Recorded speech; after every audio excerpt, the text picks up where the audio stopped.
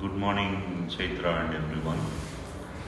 Okay, so today we're going to do language activity on phrases, right? Phrase. So we are on page 71 of the PDF. Page 71 of the PDF. So first we begin with the definition of a phrase. Okay. A phrase is a grammatical term referring to a group of words that does not include a subject and a verb. Right? Now, a sentence has different parts, as we know. Okay? For example, if I say Humpty Dumpty sat on the wall. Okay? Humpty Dumpty is a noun. It's a subject.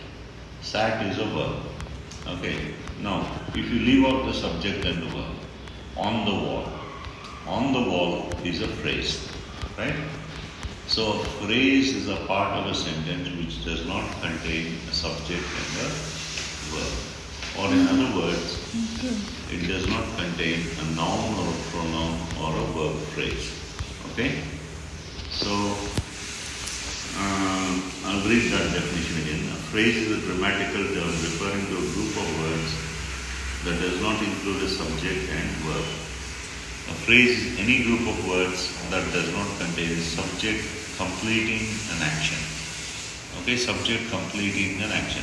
So if any action is done, there must be a doer of the action. So if I say Ram goes to the forest, so the verb is goes. Who is the doer? It's Ram. So a subject is also known as the doer of an action. Right? So if it doesn't contain a subject, then it's a phrase. Next, continuing. When a group of words contains a subject doing an action, subject plus verb. Subject plus verb. Okay?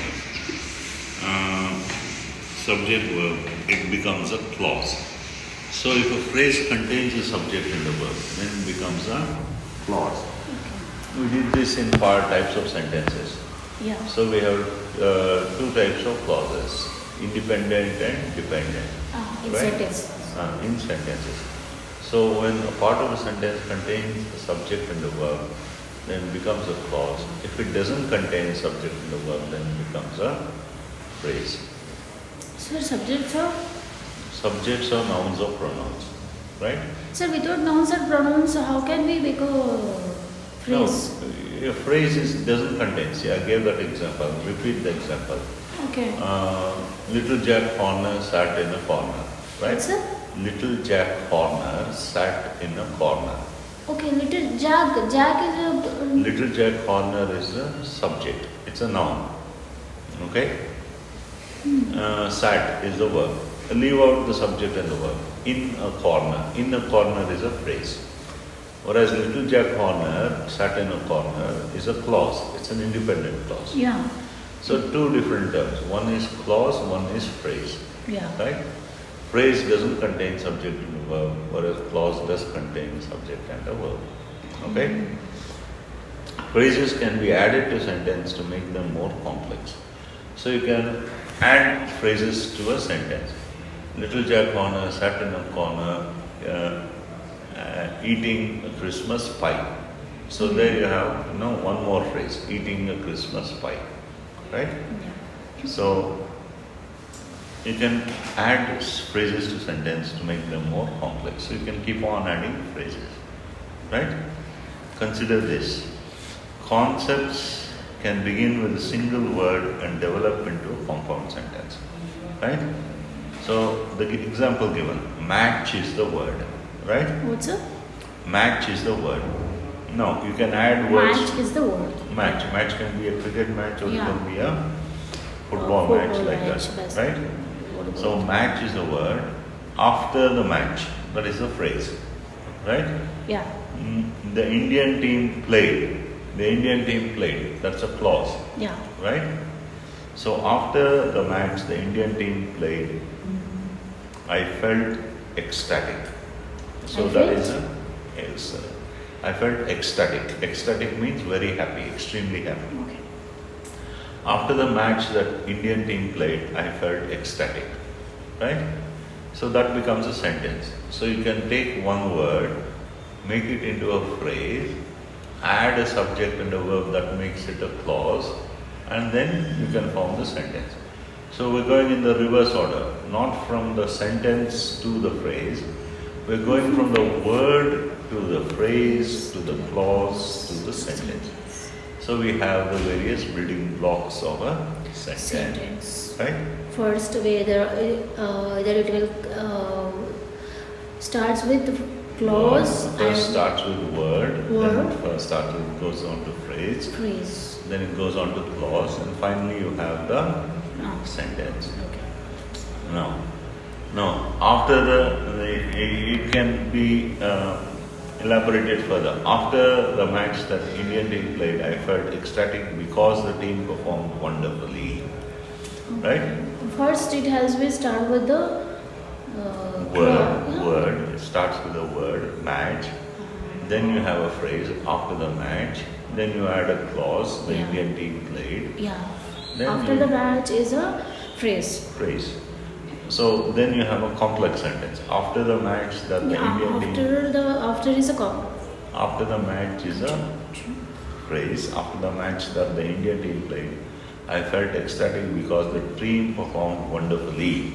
After So the that's match a- is a complex After the match is a phrase. phrase. Phrase is a group of words that does not contain subject Yes. and a verb. Yes. Okay? Note.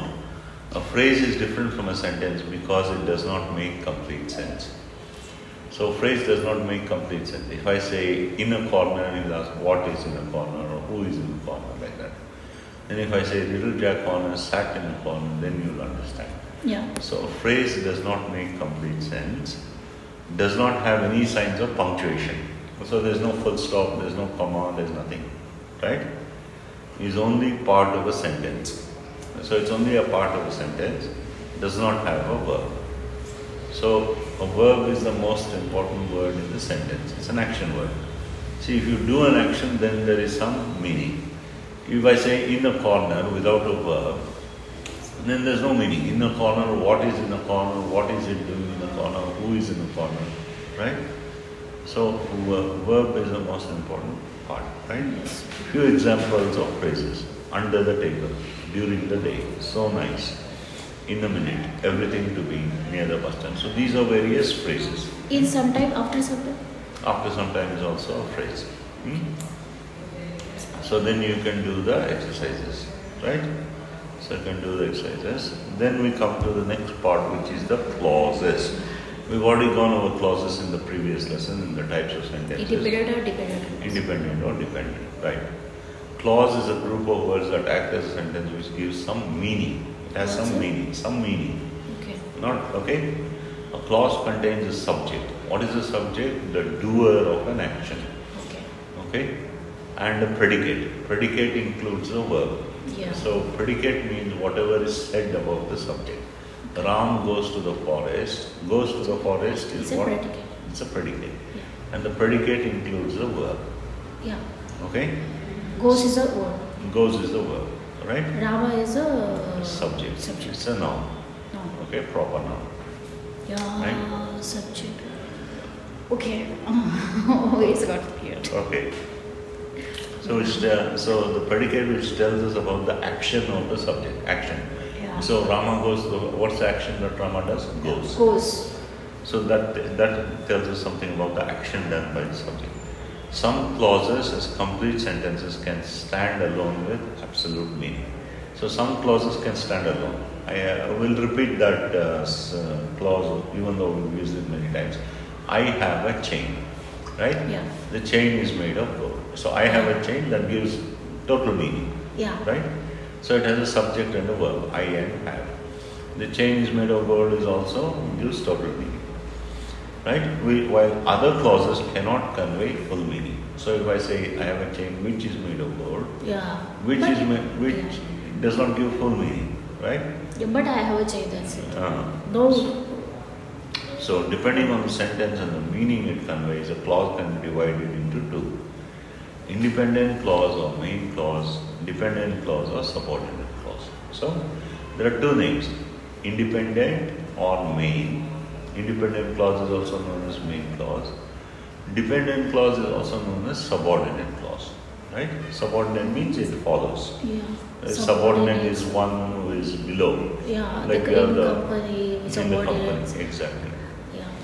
So you see, independent or main clause, dependent clause or subordinate clause. Example. Ritika left home. What? Ritika left home is an independent clause. Yeah.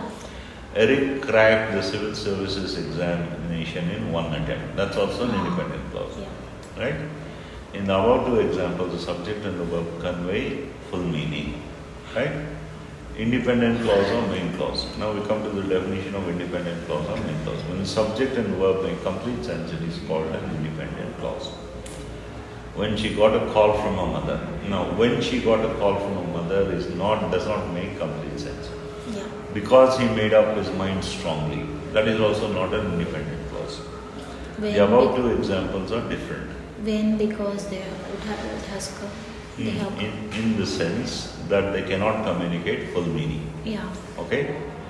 After reading them, one would be forced to ask what happened after she got a call from her mother.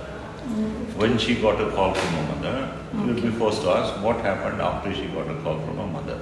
Okay. Similarly, what next after because he made up his mind strong? Because he made up his mind, what next? What happened next? Yeah.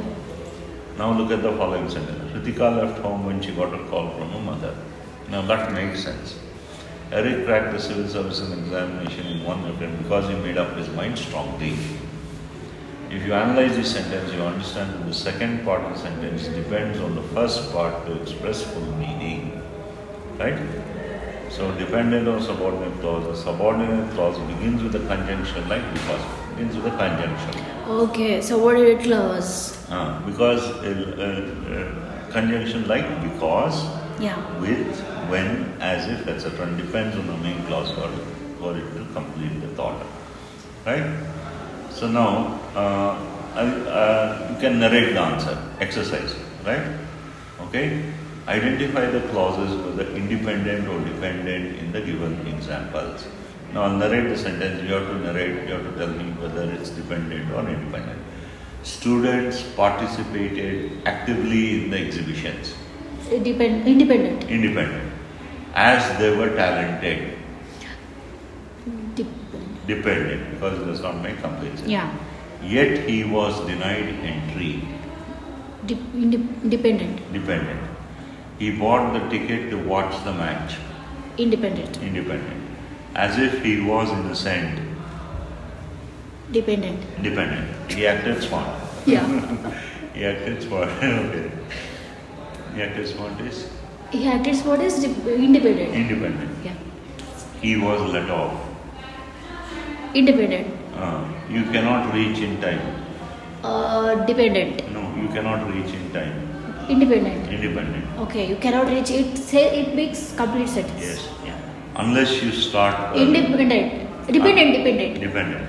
Since he was innocent. Dependent. Good. Okay, so you got all of them right. So now you're given an exercise which you have to do. Make use of the following conjunctions to make the dependent clauses.